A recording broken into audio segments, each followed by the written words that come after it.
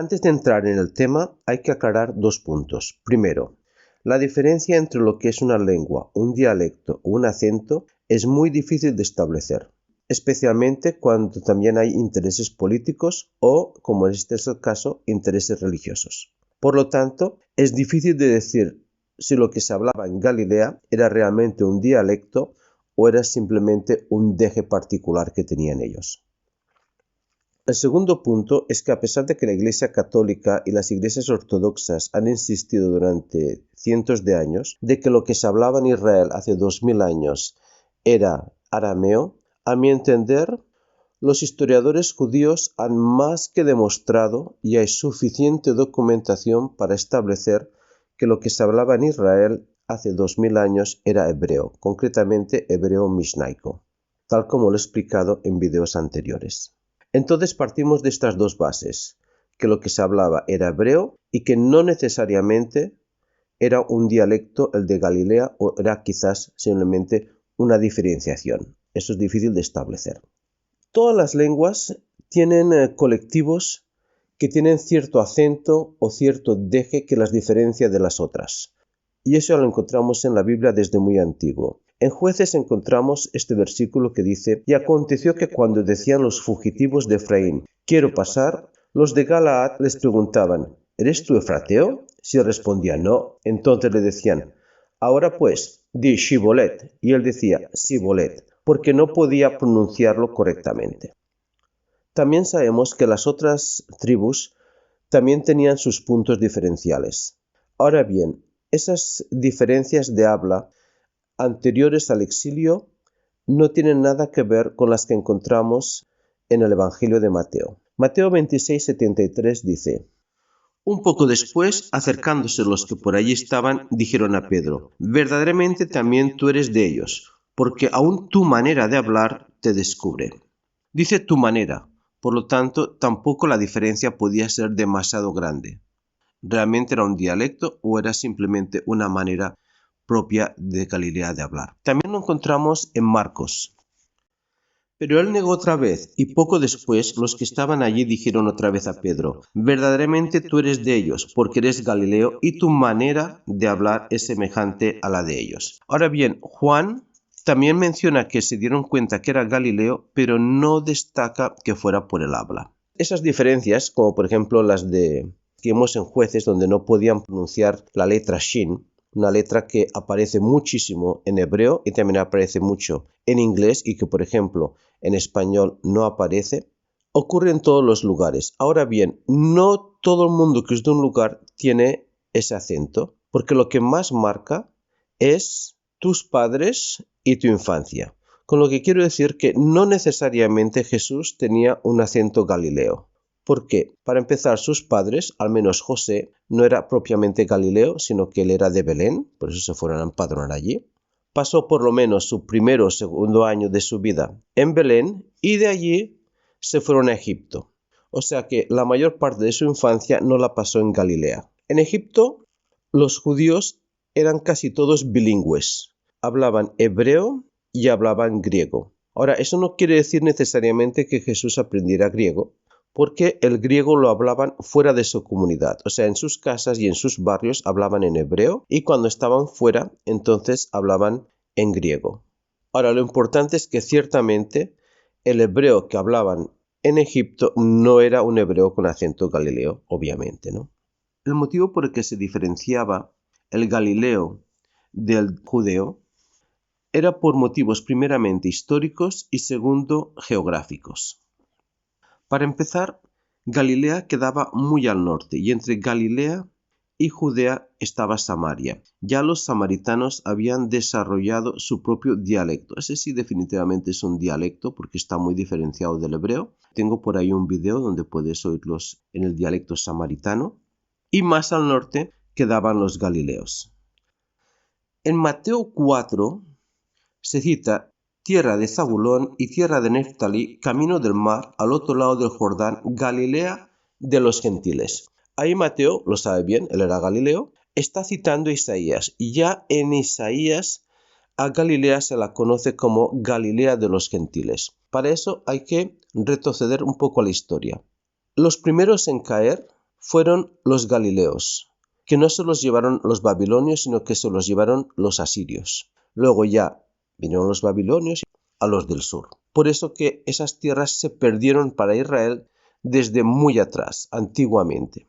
Luego esas tierras permanecieron como tierra de nadie durante mucho tiempo, muy poca gente quería repoblarlas, hasta que finalmente, cuando los judíos expulsaron a los griegos de sus territorios, no se quedaron allí, sino que los reyes jasmoneos se expandieron y tomaron más territorios. Y ahí recuperaron toda la parte del norte, todo lo que está más arriba de Samaria, lo que es el mar de Galilea, hasta prácticamente lo que son hoy en día los altos del Golán, y lo repoblaron con judíos.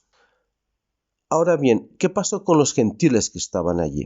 Pues los jasmoneos obligaron a los gentiles que vivían allí a convertirse a la fuerza al judaísmo, cosa que disgustó mucho a los judíos más ortodoxos. En esa conversión hubo ciertamente una mezcla en el lenguaje. Por un lado llegaban los colonos de Judea y por otro lado estaban los gentiles que se habían judaizado. ¿Cuáles eran esas distinciones? Hay varias distinciones. Quizás la más notoria sería el cambio de la M final en las palabras por una N. Por ejemplo, Goyim se convertirá en Goyín. Eso se notaría mucho porque, claro, los masculinos en plural son con M. Entonces, enseguida que dijeran una palabra en plural, en masculino, pues se notaría enseguida, ¿no? Otra característica es la de las as. En arameo se le añaden muchas as a las palabras finales. Muchas palabras en arameo son igual que en hebreo, pero con una A alargada al final.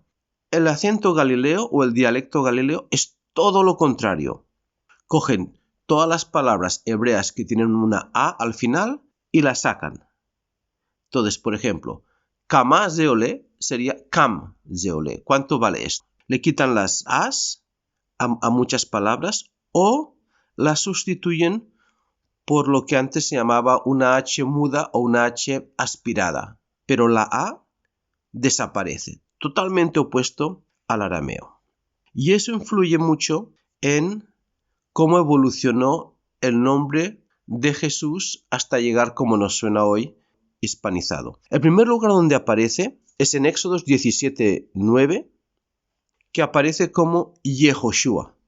Pero después del cautiverio en Babilonia, lo podemos ver por primera vez en Esdras 2:2, que aparece como Yeshua. Ahora bien, como los galileos le quitan la A final, entonces ahí se convierte en Yeshu. O sea, los galileos decían Yeshu. No quiere decir que Jesús dijera que se llamaba Yeshu. Probablemente decía que se llamaba Yeshua porque, como dije antes, él no tenía un acento galileo necesariamente, pero los galileos sí ciertamente le llamaban Yeshu. Y por eso, luego ese Yeshu con tono galileo pasó al griego sin la A, hasta que nos llegó a nosotros sin la A final y ya finalmente pues acaba siendo Jesús en español. Hay que pensar también que, como en todas las lenguas, los que hablan con cierto acento diferenciado tienden a ser el foco de chistes y a ser despreciados un poco por su forma de hablar. Eso pasa casi en todas las lenguas y pasaba también con los galileos. Lo curioso del asunto es que después de la destrucción del templo, que fue mayormente a causa de los galileos que subieron a Jerusalén, porque ellos eran los celotes los que más estaban en contra de los romanos, teniendo en cuenta que para empezar los saduceos no estaban a favor de la revuelta. Y los fariseos, ni sí ni no. Ellos sí compartían la teología de los celotes, pero ellos vivían bastante bien y no querían mucha revuelta. Fueron los galileos principalmente los que se levantaron, acabó con la destrucción del templo y a partir de entonces ningún judío podía entrar en Jerusalén. ¿Qué pasó? Pues que los eruditos, lo que en el judaísmo se llama sabios, se trasladaron a dos lugares principalmente, unos a Yavne y otros a Tiberíades, que se dice en español, que queda en Galilea, a orillas del mar. Y Tiberia se convirtió en un lugar de gran producción literaria dentro del judaísmo. El caso es que los primeros 2 siglos esta producción literaria era escrita en hebreo, porque era la lengua local. Pero siglos después, los eruditos judíos, los sabios judíos, ya de la Edad Media, cuando ya no hablaban en su casa en hebreo, no era su lengua materna, no era la lengua coloquial, corrigieron todos esos escritos hechos en Tiberia porque vieron que había muchos errores ortográficos y a base de tachones pues fueron corrigiendo todos esos escritos. Sin embargo, no fue hasta el siglo pasado, especialmente con los descubrimientos de Qumran y de otras cuevas, que se dieron cuenta que esos manuscritos antiguos escritos en Galilea no tenían errores gramaticales, sino que estaban escritos en el dialecto hebreo galileo.